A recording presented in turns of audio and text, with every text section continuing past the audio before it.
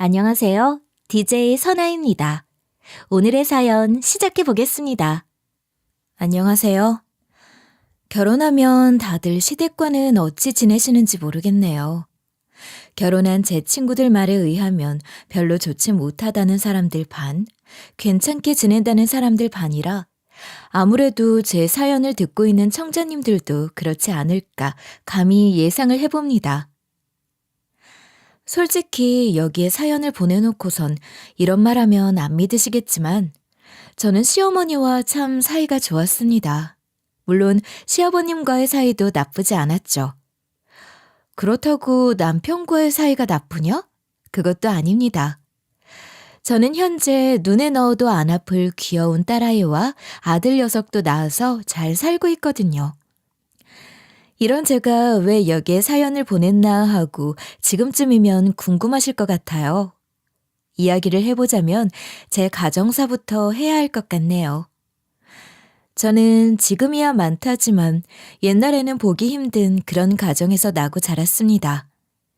돌려 말하는 것보다는 직설적으로 말해서 사실 저는 다문화 가정에서 자랐어요. 제 친정 엄마가 베트남 사람으로 한국에서 유학 시절 만난 친정 아빠와 결혼해 저와 남동생 둘을 열심히 키워주셨죠. 어릴 때는 참 많은 경험을 하곤 했어요.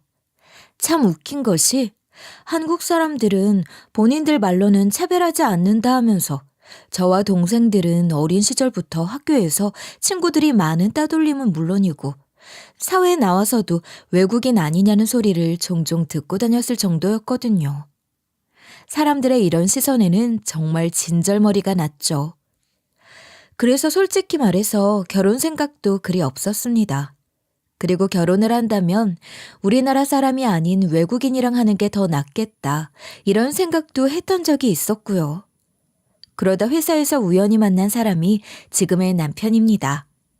남편은 자기 부모님 역시 외국에서 오래 지낸 분들이고 자기도 외국에서 지낼 때는 엄청 힘들었다며 이런 방면으로는 편견이 전혀 없는 사람이었죠. 시부모와 그 가족들 역시 마찬가지였고요. 시댁 식구들을 처음 만나는 자리에서는 어찌나 떨었는지 모릅니다. 안녕하세요. 처음 인사드립니다.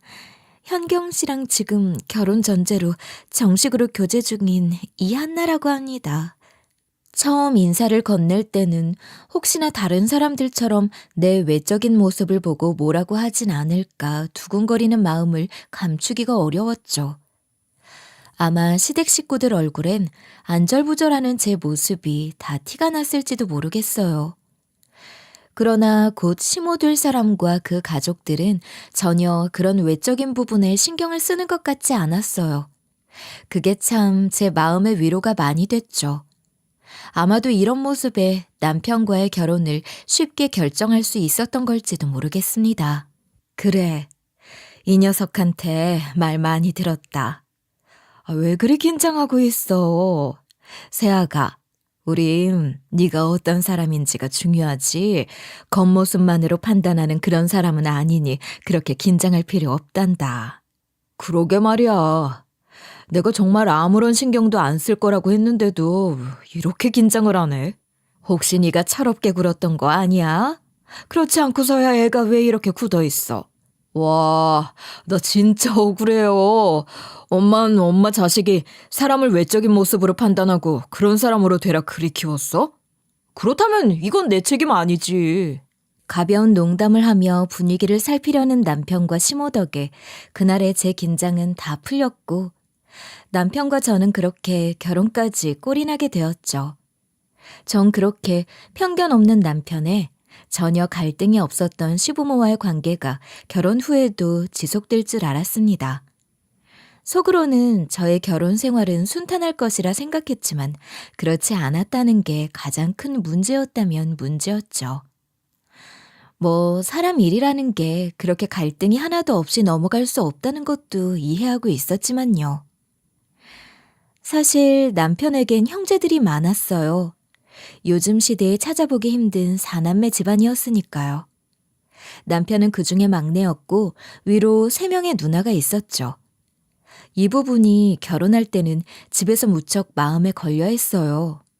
저렇게 여자가 많은 집안은 뭐 아니면 돌아던데 괜찮겠어? 엄마는 괜히 결혼 한 번에 네 마음 다칠까 두렵다. 한국에서 갖은 편견에 시달렸던 엄마는 특히나 같은 여성들을 믿지 않는 모습을 보였는데 제가 결혼할 사람이 누나만 3명이라는 사실을 알자 크게 결혼을 반대하곤 했습니다. 모르겠지만 남편은 이런 자기 장모님의 모습에 안달이 났을 것 같아요. 명절에 인사만 가도 처음에는 엄마가 어색하게 대했으니까요.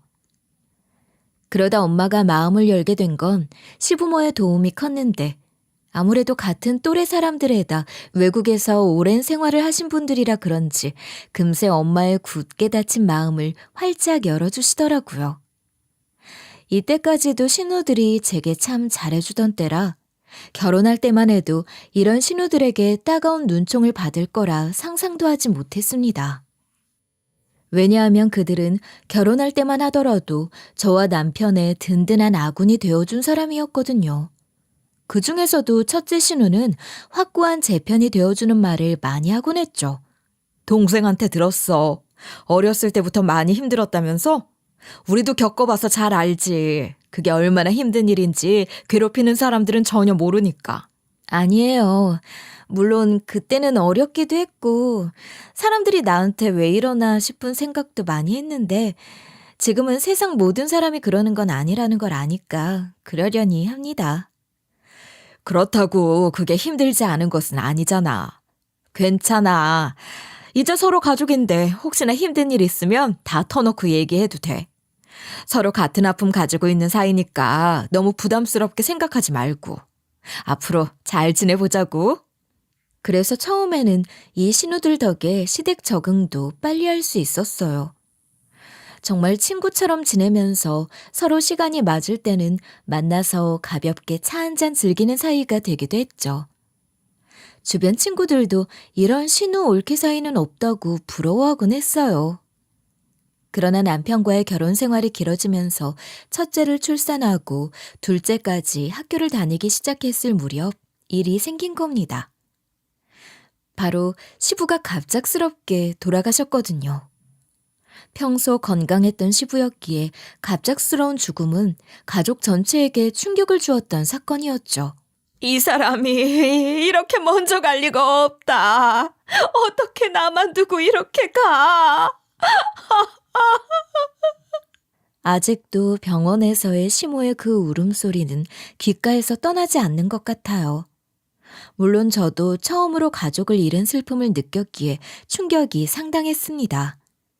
하지만 세상사라는 것이 그렇듯 사람이 죽으면 그 뒤처리는 남아있는 산 사람의 몫이었죠. 이때 남편과 저를 비롯해 시댁 식구들은 참 많이 애를 썼던 기억이 있어요. 당연하게도 시부의 죽음으로 가장 힘들어했던 사람은 역시나 시모였죠. 저는 며느리 된 도리로 그런 시모의 옆을 지켰습니다. 그러다 듣게 된 거죠. 이 가족의 어두운 모습을 말이에요. 시부의 장례식장에 찾아온 손님이 정말 무척이나 많았는데 대부분이 아마 시부가 사업을 하면서 만났던 사람인 듯 하더군요. 그도 그럴 것이 한국인이고 외국인이고 가리지 않고 방문했으니 말이에요. 이렇게 가실 분이 아닌데 어쩌다가 이리 가셨는지. 상심이 크시지만 힘내세요. 부인께서 이렇게 힘든 모습 보이면 먼저 간 사람이 불안해서 어떻게 안식에 들어가겠습니까? 조문객들 대부분이 힘들어하는 시모에게 힘내라 말을 건넸고 다행히 그때마다 시모는 힘을 얻는 듯 했어요. 그러면서 이내 정신을 차리고 하나 둘 자신이 해야 할 일들을 처리하기 시작했죠. 그렇게 시모가 정신을 차리고 저도 이젠 숨 좀 돌리자 싶어 근처 편의점에 잠시 들렀던 때였어요. 익숙한 모습의 사람들이 편의점 옆에 있던 카페 테라스에 앉아 심각한 이야기를 하고 있었죠. 그건 바로 신우들이었어요. 아까까지만 해도 장례식장에서 자리를 지키던 사람들이 언제 나와서 쉬나 싶은 생각 반. 반가운 마음 반에 얼른 신우들을 부르려 했지만 표정이 워낙 심각했기에 뭐지 싶더군요. 집에 무슨 일이라도 생긴 건가 싶어 그냥 모른 척 넘어가려 편의점으로 들어가던 찰나였어요. 제 귀에 신우들끼리 나누는 충격적인 이야기들이 들렸죠. 너 그 이야기 들었어? 아버지 회사 변호사가 이번에 아버지 유산 정리한다고 연락 왔었잖아. 엄마 제정신 아닐 때 그 전화를 내가 받았거든? 그런데 글쎄, 아버지가 재산을 엄마랑 막내놈 앞으로 잔뜩 돌려놓고 가셨다지 뭐야.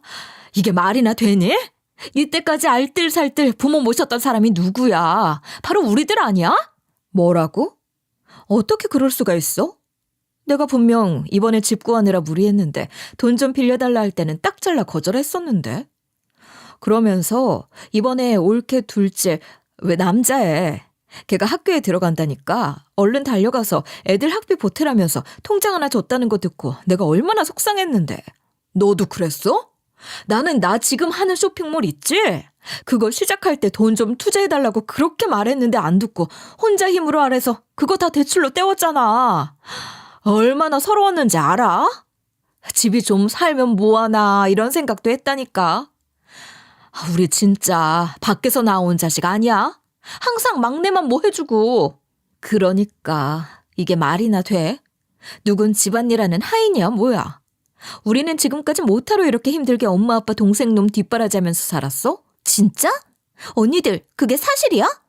그럼 엄마랑 막내 둘이서 지금 짜고 우리는 왕따 시킨 거 아니야?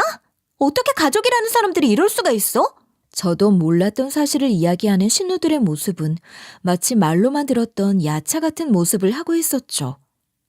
마치 저와 남편 그리고 시부모를 맹 비난하는 모습에 저희까지 해코지는 하지 않을까 그런 생각이 들 정도로 말이에요.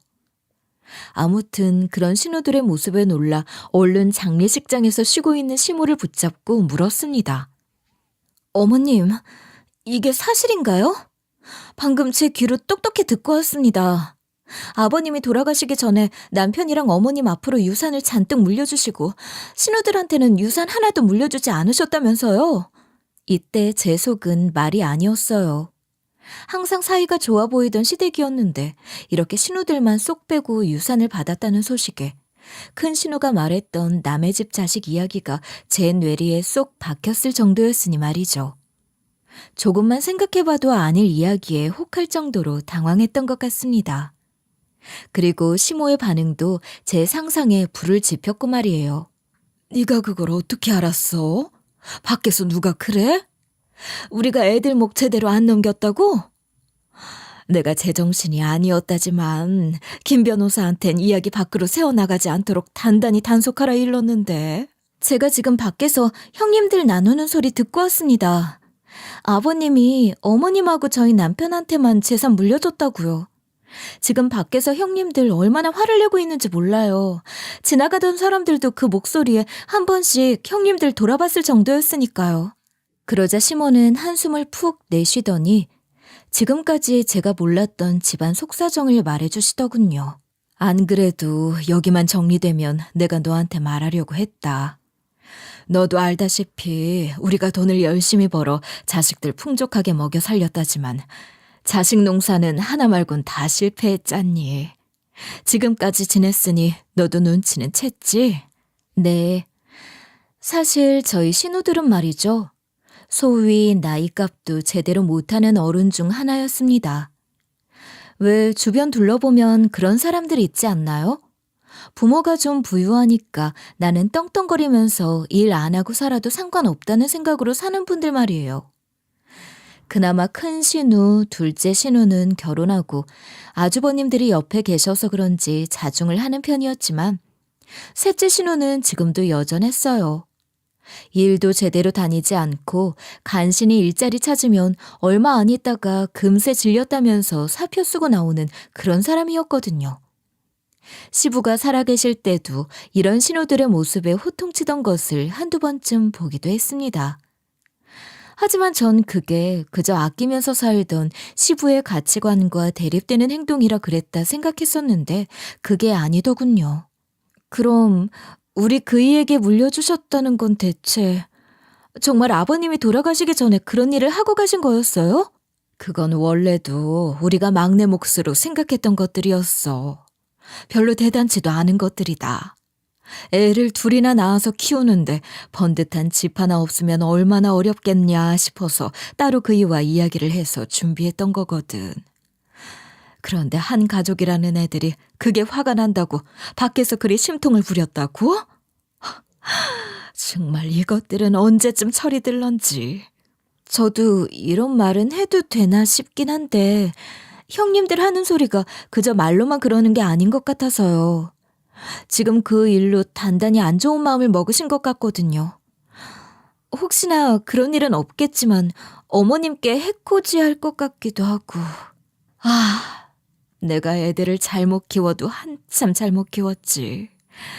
저렇게 욕심 많은 인간으로 자랄 줄은 꿈에도 몰랐어. 일단 네가 하는 말은 잘 알겠다. 우선은 이 일은 아무한테도 말하지 말고 너만 알고 있어. 현경이한테도 절대 말하면 안 돼.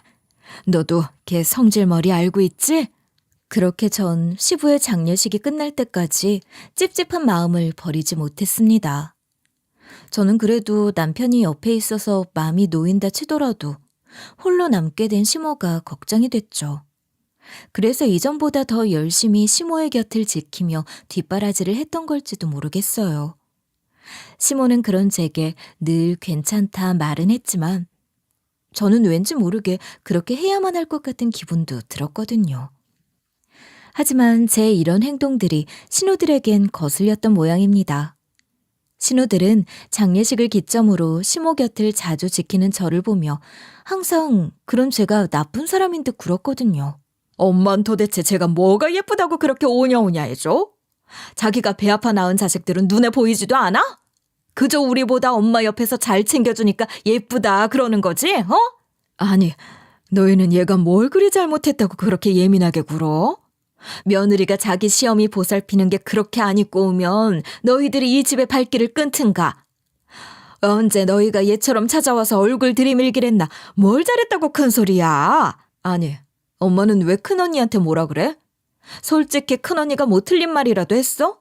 우리가 그렇게 어렵다 할 때는 눈에 차지도 않더니 아빠가 옆에 없는 이때 옳거니 옆을 지키는 제가 수상하다는 생각은 한 번도 안 해봤어? 막내가 남은 유산도 가져오자 쟤 시켰을지 누가 알아? 뭐라고? 입은 삐뚤어졌어도 말은 똑바로 하자. 지금 적반하장으로 나오는 사람이 누군데 그래? 너희야말로 해도 너무하다는 생각은 안 하니? 너희 아빠 장례식장에서 너희가 무슨 이야기를 나눴는지 내가 모를 것 같아? 그런 주제에 번듯한 척하면서 가족 운운하는 너희들이 난 더 수상하다. 계속 저를 괴롭히는 신우들의 말이 정도가 지나치자 화가 나도 단단히 화가 난 시모는 이전에 제가 했던 이야기들을 입 밖으로 꺼내며 신우들을 야단쳤죠. 하지만 그렇다고 호락호락 물러날 신우들이 아니었습니다. 살짝 당황한 모습은 보였지만요. 우리가 왜 그렇게 얘기를 했겠어? 아버지가 돌아가시고 엄마 정말 너무하다는 생각 안 해? 아버지가 엄마나 막내놈한테만 유산 물려줬던 거 우리가 모를 줄 알아? 나도 귀 있고 입 있는 사람이야. 우리도 한 배에서 나온 엄마 자식이라고. 그런데 어떻게 이렇게 대접이 다를 수가 있어? 그래, 맞아. 어떻게 사람이 그래? 우리는 자식도 아니야? 언니들이 하는 얘기 들어보니 이제 와서 막내랑 우리 취급이 해도 너무하잖아. 솔직히 말하자면 신우들은 평소에 시부모를 그리 알뜰히 모신 사람들이 아니었어요. 그저 명절에 하루 정도 들러서 저와 시모가 해놓은 음식을 먹고는 그대로 몸만 쑥 빠져나가곤 했던 그런 사람들이었죠. 오히려 돌아가신 시부를 포함해 시부모를 살뜰하게 보살폈던 사람은 남편과 저였습니다. 처음 시작은 우리 힘으로 하자며 없는 살림에도 양가 부모님 도움 없이 살아보자고 이야기 나누고 결정했을 정도였으니까요. 그리고 남자 형제가 있는 제 친정 부모님보다는 살갑지 않은 신우들을 둔 시부모가 걱정된다며 오히려 시댁과 가까운 곳에 집을 얻어 살았죠. 그래서였을지도 모르겠어요. 이런 신우들의 반응에 한참 질려 있었던 게 말이죠. 이제 제발 그만 좀 하세요. 도대체 어머님이 뭘 그렇게 잘못했다고 찾아와서까지 그러시는 거예요? 그러게 평소에 잘 좀 하지 그러셨어요. 그러지 않으면 아버님의 유언장에 유언으로 형님들 목도 제대로 남기셨을 거 아니에요. 뭐라고? 우리가 그냥 얌전히 내버려뒀더니 아주 머리 꼭대기까지 오르려고 하네? 야! 어디 나라 같지도 않은 곳에서 온 부모 둔 년이 뭐가 잘났다고 우리한테 훈계야, 훈계는? 옳게. 지금 그건 무슨 뜻이야? 언니, 이번 기회에 단단히 버릇 좀 고쳐주자. 이게 그냥 가만히 좋다 냅뒀더니 아주 자기 신우들이 껌으로 보이지? 제가 옳은 소리 한번 욱하고 질렀더니 큰 신우, 둘째 신우가 아주 개처럼 달려들더군요. 물론 저도 그런 신우들에게 지지 않았습니다. 하지만 수적으로 불리한 건 어쩔 수 없더군요. 그래서 어쩔 수 없이 당하고 있던 그때 또 한 번 시모가 나섰죠.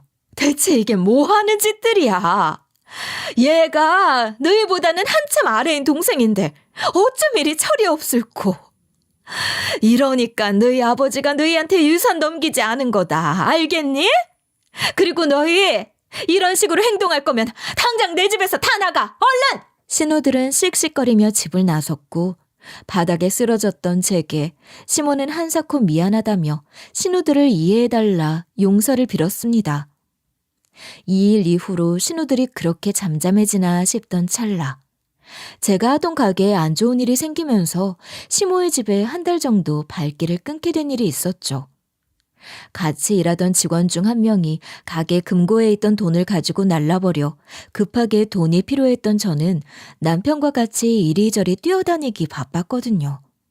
그러면서 하루에 한 번 시모에게 하던 안부 인사는 2, 3일에 한 번이 되었고 일주일에 한 번이 되면서 너무 바쁘고 힘든 하루하루에 근 한 달은 시모에게 신경을 쓰지 못하던 나날이 계속되었죠.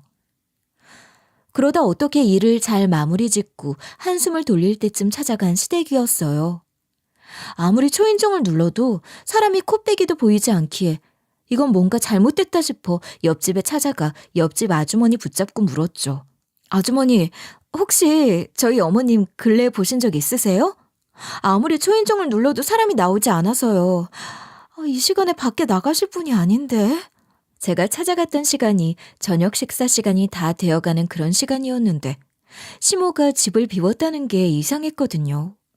왜냐하면 시모는 시부 살아계실 적에도 저녁 식사 전에는 꼬박꼬박 집에 들어오는 사람이었기에 지금 이 시간에 집에 없다는 사실은 정말 이상한 일이었어요. 어? 그 집 아줌마 어디 시골로 이사 간다고 하던데? 왜?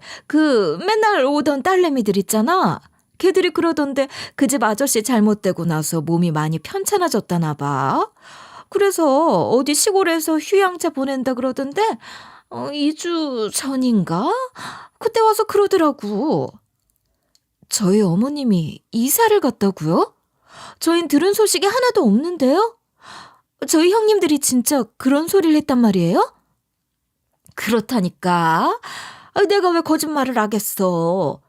근데 이건 내 생각이긴 한데 그 누나들이란 사람이 옆집 이씨 그렇게 데려갈 적에 이씨가 엄청 싫다고 그러더라고. 내가 이상하게 보고 있으니까 그 말 해줬어. 정신이 좀 오락가락 하셔서 이런다면서. 참 이상하지? 그제만 해도 멀쩡하게 나랑 대화했던 사람이었거든. 그래도 뭐 자식들이 그렇다 하니 그렇구나 했지. 왜? 아니야? 그 말에 저는 당장 남편에게 달려가 이 소식을 알렸고 남편 역시도 들은 내용이 하나도 없었던 건지 깜짝 놀라더군요. 그렇게 남편과 저는 큰 신우를 찾아가 닥달했지만 크게 도움이 되는 소식은 얻지 못했습니다. 왜 나한테 와서 그래? 엄마가 몸이 안 좋아서 어디 시골로 이사 가야겠다 해서 난 여기가 좋다 추천만 해줬을 뿐이야. 내가 돈이 있니 뭐가 있니? 알아서 잘 하셨겠지. 지금 그걸 말이라고 해? 아무리 누나들 앞으로 뭐 안 주셨다고 하지만 그래도 누나들 낳아주신 부모님이야. 어떻게 자기 부모를 이렇게 대할 수 있어? 그래, 너 말 잘했다. 넌 지금 받을 거 다 받았다 이거지? 아버지 그렇게 되시고 왜 우리 몫으로 하나도 남긴 것 없이 엄마랑 너랑 둘이서만 다 가지는데? 그게 너희 거기만 해? 가족 몫이면 당연히 우리 것도 있어야 할 거 아니야. 누나, 당장 엄마 어디 있는지 말해. 나 지금 누나 어떻게 할지 나도 모르겠으니까. 그리고 결국 돈 때문에 이런 짓을 저질렀어? 그놈의 돈이 뭔데? 그리고 내가 뭘 받은 게 그렇게 많다고 엄마까지 이 지경으로 만들 생각을 해. 막내 너 뭐라도 받았으니 그런 말이라도 나오는 거지. 솔직히 말해 너도 유산 하나 못 받았으면 우리처럼 안 했을 것 같아? 그리고 자식들이 이렇게 힘들다는데 그 유산이라는 거 꽉 잡고 안 놓는 부모가 더 나쁜 거 아니야? 그래. 그럼 누나 말대로 내가 유산이고 뭐고 다 안 받았다고 생각해보자. 그래도 난 절대 부모님한테 이런 짓 안 해. 알아? 누나들은 집에서 지원 다 받고 결혼했지만 나랑 이 사람은 돈 한 푼 안 받고 우리 힘으로 이렇게 살림 꾸려온 거야. 그게 기특하다고 아버지가 나한테 겨우 아파트 한 채 남겨주신 거고 아무것도 모르는 건 누나야. 아이고 아주 성인군자 납셨어. 됐다. 너랑은 더 이상 말하기도 싫고 말도 안 통하니까 당장 내 집에서 나가. 남편과 큰 신우는 이번 일로 대판 싸우기 시작했고 결국 서로 얼굴도 보기 싫다며 연을 끊자며 소리를 빽 지르곤 헤어졌죠. 하지만 그렇다고 시모가 어디에 있는지는 알 수 없었어요. 그래도 큰 신우가 의식적으로 내뱉었던 지역 어딘가에 있겠다 싶어 신우들 고소하겠다는 남편을 설득해 열심히 찾아다녔습니다. 어차피 가족은 고소해도 우리나라에선 법적으로 뭘 할 수 있는 게 없으니 말이에요. 그 지역 구석구석 정말 안 가본 곳이 없었습니다. 늘 수도권에서 살았던 저와 남편은 처음엔 정말 아무것도 없는 맨 땅에 헤딩부터 했어요. 지나가는 사람 하나하나 다 붙잡고 시모 사진을 보여주면서 본 적 있냐 물어보기도 했고 근처 상가에는 전단을 돌리며 이런 사람 봤으면 꼭 좀 연락달라고 살해하겠다며 사정을 해서 시모의 실종을 알렸죠. 이때 경찰에 실종 신고도 했었는데 경찰은 시모를 적극적으로 찾아 나서거나 수색하는 모습을 보이지 않았습니다. 아무래도 치매가 있던 사람도 아니었고 근처에서는 저희 신우들이 시모를 모시고 갔다 하니 그저 가족 갈등이라 생각했던 것 같아요. 한참을 시모를 찾아 헤매던 그때 하늘에 있던 시부가 도운 것인지 저희가 전단을 뿌렸던 한 지역에서 시모를 봤다는 사람을 만나게 되었죠. 그건 정말 어느 한 구석에 있는 시골 바닷가의 가게에서였어요. 저희 어머니가 어디 있는지 보신 적이 있으시다고요? 지금 어디에 계시는데요? 네? 아이고 내 귀. 아유 젊은 양반이 왜 이렇게 성격이 급해? 내가 이번에 시장에 나갔다가 그 전단 보고 연락했다니. 안 그래도 이상하다 싶었어. 이상하게 가기 싫다고 떼쓰는 노인 하나를 여자 셋이서 열심히 끌고 배를 태우더란 말이야. 그러면서 며칠 있다가 나중엔 그 3명만 돌아오더라고. 저희 어머니가 섬에 계신다고요? 아무튼 그래서요? 그 섬에 계신 분이 저희 어머니 소식을 전해왔었나요? 그것까지는 나도 모르겠고 거기가 사람이 얼마 살지도 않는 섬이라서. 아무튼 그렇게 끌려가던 양반이 딸이라 그 여자들을 부르니 가족 간의 일이구나 했지. 그래도 그 끌려가던 모양새가 이건 뭔가 있나 보다 싶었지만 내가 속사정을 알 수도 없으니 그냥 별일 다 보겠네 싶은 기억으로 넘겼지. 근데 그게 자네 어머니란 말이지? 일단 그 섬에 가려면 요 앞에 배들 주인 찾아서 물어보는 게 빠를 걸세. 저와 남편은 가게 사장의 말에 얼른 근처에서 섬으로 들어가는 배들을 수소문했고 시모를 태웠다는 선장을 만날 수 있었죠. 그때 기억나지? 어머니가 많이 아프다고 했어. 아버지 돌아가시고 실성했다 그랬나? 그래서 일단 섬에서 요양차 보내드린다고. 거기서 이미 집이고 사람이고 다 구해놨다고 하던데 그거 거짓말이었나?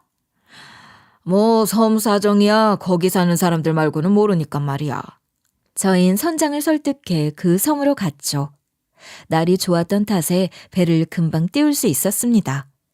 그렇게 도착한 섬에선 섬에 몇 채 없다는 집을 다 돌아다니며 시모를 찾았습니다. 그리고 거기서 예전보다 훨씬 살이 빠진 시모를 만나게 된 거죠. 저와 남편은 놀란 마음에 시모를 보고 뛰어갔고 시모는 눈물을 글썽거리면서 그 자리에서 주저앉아 울었어요.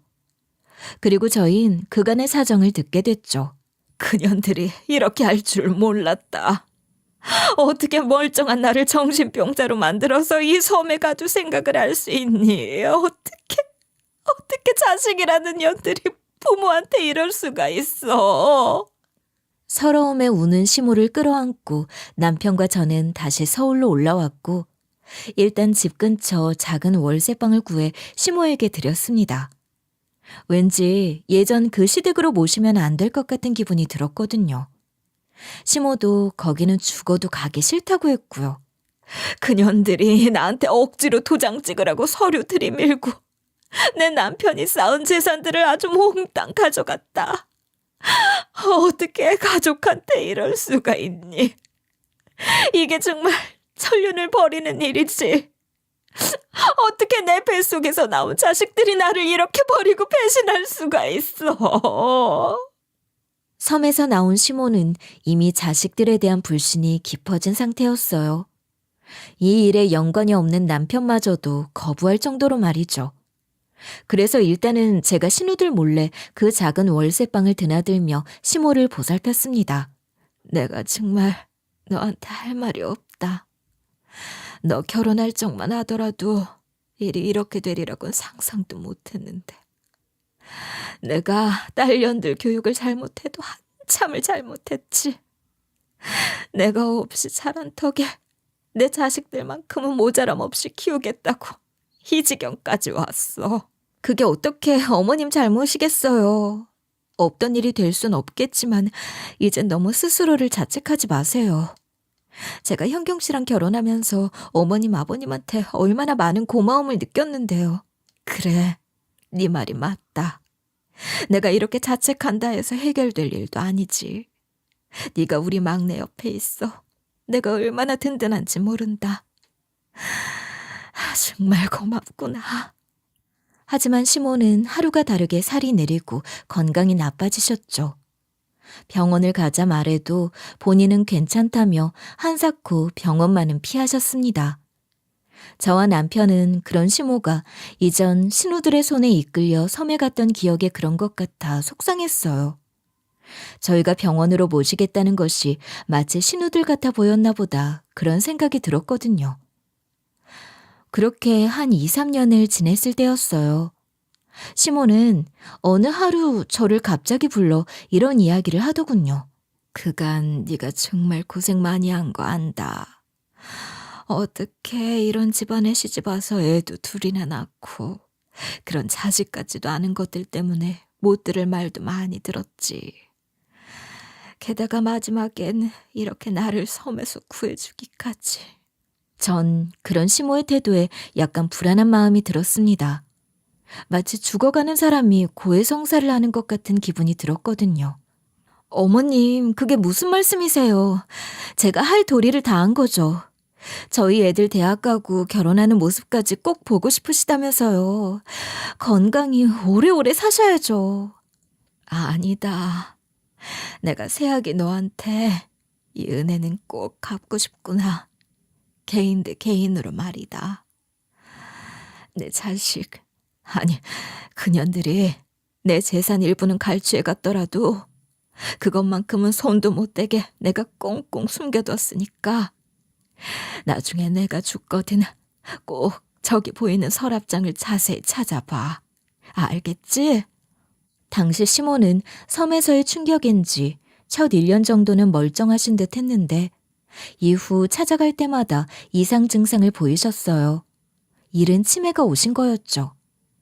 그렇게 정신이 왔다 갔다 하던 상태였지만 왠지 모르게 그날만은 또렷한 눈동자에 뭔가 이상한 기분이 들어 시모의 말에 고개를 끄덕였던 기억이 납니다. 그렇게 시모는 얼마 지나지 않아 암으로 세상을 떠나고 말았어요. 이게 참 웃긴 이야기인데 이미 시부가 돌아가시던 그날에도 시모는 암 치료를 받고 계셨다고 합니다. 그런데 자식들로 인해 극심한 스트레스를 받는 일이 생겼고 섬에서는 치료도 제대로 받지 못해 암은 번질 대로 번져 더 이상 손을 쓰지 못할 정도가 되었던 거죠. 아마 섬을 나오고 시모도 본인의 상태를 알았던 것 같아요. 그래서 그렇게 병원이 싫다 하셨나 싶어 후회가 남더군요. 남편과는 얼마나 울면서 시모의 유품 정리를 했는지 모릅니다.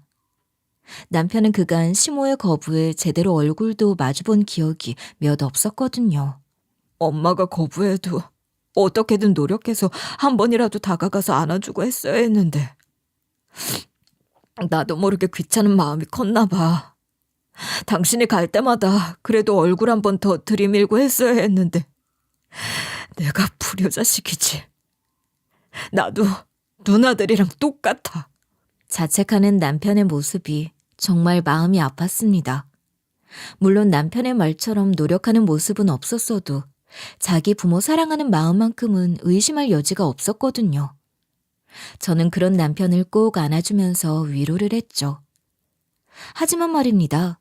정말 대단한 건 이때까지도 신우들은 코빼기를 보이지 않았다는 사실이에요. 시모가 말했듯 가져간 유산들로 허세나 부리며 살고 있었죠. 그런 신우들의 저와 남편은 이가 갈릴 정도였어요. 어떻게 사람이라는 것들이 이럴 수가 있나 하고 말이죠. 그때였어요. 제 머릿속에 왠지 모를 시모의 말이 기억났던 그 순간이 말이에요. 전 예전에 제게 했던 시모의 말처럼 서랍장을 뒤져보았고 저는 열쇠 하나와 편지 하나를 발견할 수 있었습니다. 정신 바를 때 유서 남겨본다. 자식들 농사 다 망하고 그래도 잘 본 며느리 덕에 마지막엔 웃으면서 갈 수 있겠구나. 여기 이 열쇠는 예전 내가 살던 집에 다락방에 있는 금고 열쇠다. 아마 내 자식들은 아무도 그게 금고일 거라 생각도 못했을 거다. 작은 나무 상자 같은 거니까. 난 이 편지를 꼭 며느리 네가 발견했으면 좋겠구나. 그건 제 앞으로 남긴 편지였죠. 여보, 이게 대체 어머님이 가시기 전에 저희한테 남긴 것들인가 봐요. 본인도 힘들었을 텐데 어떻게 이런... 편지를 들고 우는 저를 남편이 달래줬죠.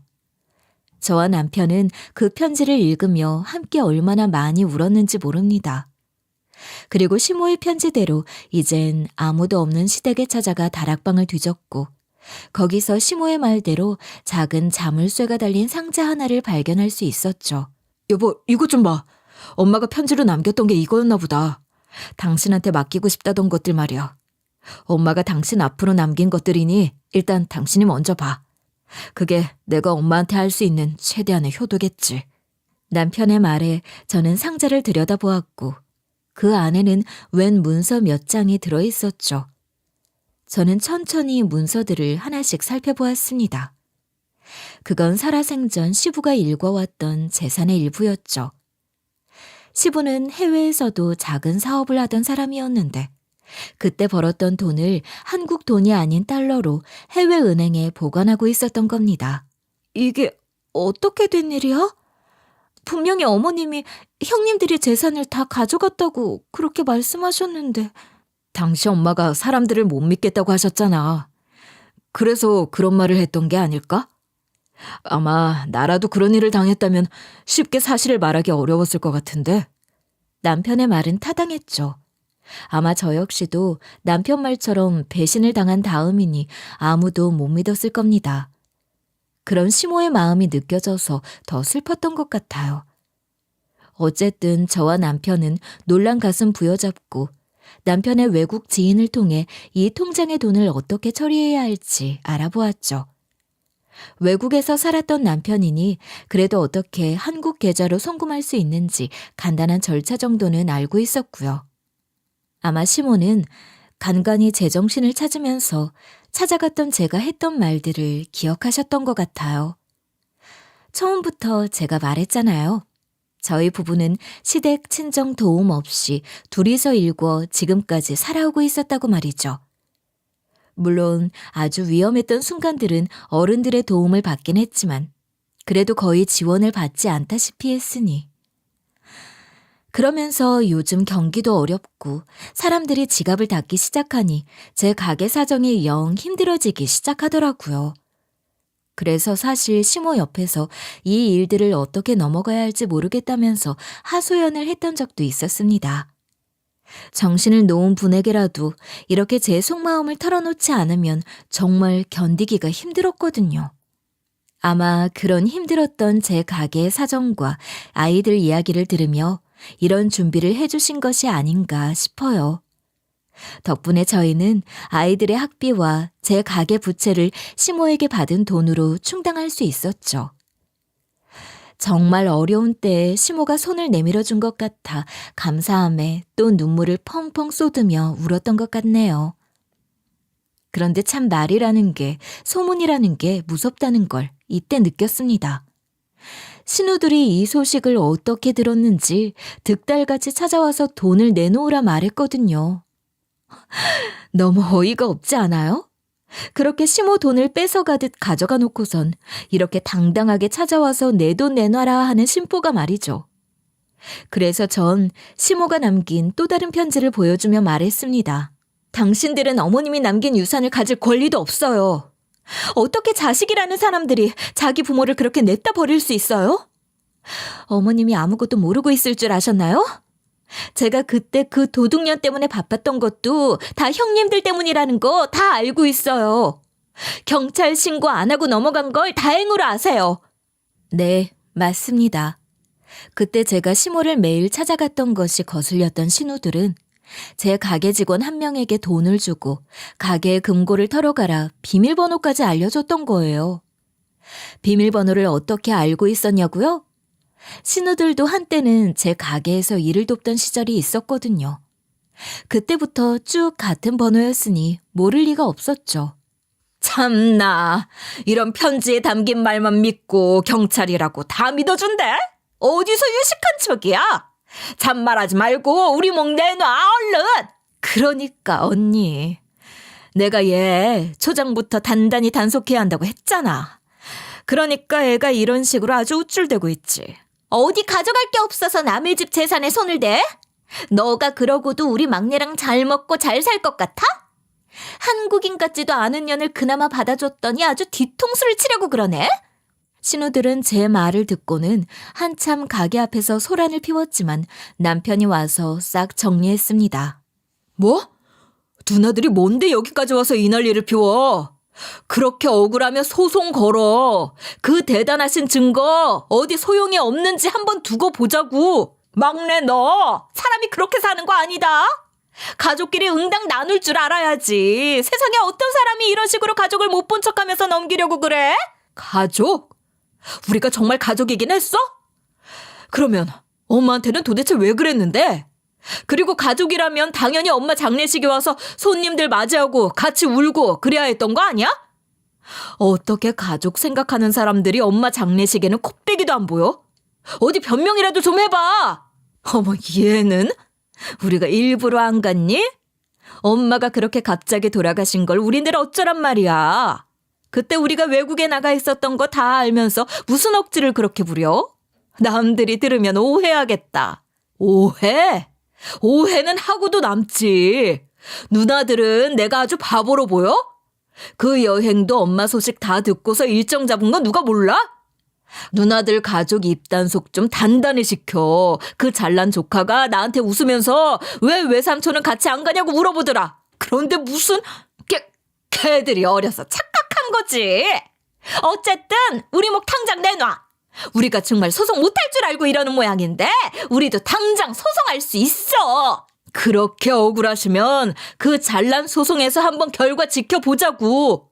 누가 이기는지 지는지. 자기 부모 장례식에 하하호호 웃고 노는 사람 편을 누가 들어주는지 한번 지켜보자고. 그리고 다시는 우리 집 식구들한테 다가오지도 마. 누나들 받을 천벌 우리 가족한테도 옮을까 두려우니까. 2번 다시는 얼굴 보고 살지 말자면서 말이죠. 정말 이런 누나들을 둔 남편이 이 순간만큼은 불쌍해 보였죠. 남편은 정말 화가 단단히 났었어요. 솔직히 저라도 그럴 것 같으니까요. 이날 일로 인해 주변 사람들에게 우리 가족 이야기가 오르락 내리락 했지만 저희는 신경도 끄고 살았습니다. 그러다 한참 지나고 나서 다른 친척들에게서 신우들 소식을 잠시나마 들을 수 있었는데 큰 신우는 그렇게 사치를 부리더니 얼마 전에 운영하던 쇼핑몰이 부도가 났다고 하더군요. 그래서 빚더미에 나앉았다고. 둘째 신우는 크게 수익도 없으면서 아주버님과 함께 이리저리 사치 여행을 다니다 돈이 다 떨어진 지금은 그냥 평범하게 일을 하면서 지낸대요. 그나마 사정이 나은 것은 막내 신우였죠. 갈라먹은 돈이 적었는지 그냥 외제차 한 대를 샀다가 이제는 그 유지비가 감당이 안 돼서 팔았다나 뭐라나. 남편은 간단하게 말했어요. 자기네들이 했던 짓에 대한 대가를 지금 받는 거지. 당신 그래도 가족이라고 도와줄 생각은 하지도 마라. 내가 가만히 안 있을 거야. 물론 도와줄 생각도 없었지만 단호한 남편을 보며 정말 시댁과는 인연을 끊고 살려고 하는구나 싶더군요. 이번 일을 겪으며 저는 돈이라는 게 참 뭔가 싶었습니다. 물론 생활하고 살아가는데 꼭 필요한 것이지만요. 남편은 여전히 자기 누나들은 얼굴도 보기 싫다고 하네요. 시부모 살아생전 자주 보던 친척들과도 거의 연락을 끊고 살다시피 합니다. 우리 가족 제외하고는 가족이고 뭐고 쳐다보기도 싫다 하네요. 저도 이번 일을 겪고 참 많은 것을 느꼈습니다. 아무리 돈이 중요하다 한들 돈만 쫓아가는 삶은 절대 의미가 없다고 말이죠. 제 이야기를 듣는 청자님들도 이런 경험을 한 분들이 있겠죠. 분명 칼처럼 이렇게 끊는 것도 중요하지만 저는 미리 소통을 하면 어땠을까 하는 아쉬움도 듭니다. 지금까지 제 이야기 전부 들어주셔서 감사하고요. 저처럼 이런 고민보단 행복한 기억만 가득하시길 바라요.